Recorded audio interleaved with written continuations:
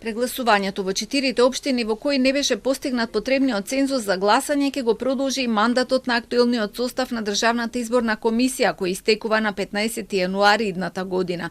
Откако ќе бидат објавени конечните резултати од вториот круг, ќе почне да тече рокот од 60 дена за повторување на гласањето во првиот круг во Гостивар, Маврово, Ростуше, Врапчиште и Центар Жупа.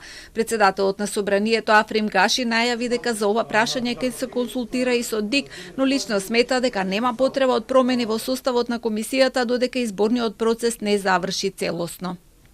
Ние сме веќе во временски теснец и не би сакал среде избори да се бира нов состав на ДИК. Членот 26 од изборниот законник вели дека мандатот на председателот, подпредседателот и членовите на Државната изборна комисија трае 5 години од денот на изборот од Собранието до изборот на новиот состав.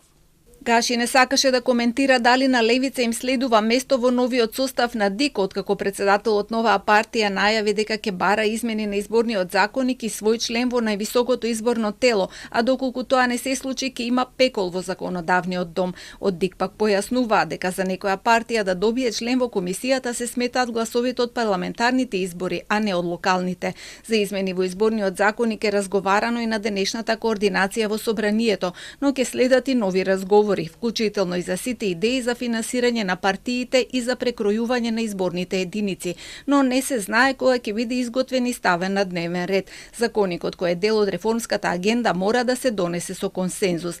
Денеска не разговарале ниту за кривичниот законник кој е исто така дел од агендата.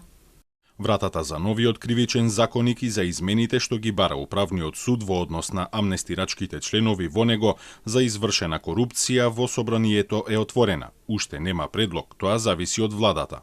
Собранието почнува со работа на 10 ноември кога ќе има опозициски пратенички прашања и седница. Во законодавниот дом вчера стигнал и предлог буџетот. До 10 ноември се чекаат амандмани, а Гаши очекува до 9 декември да свика седница за претрес.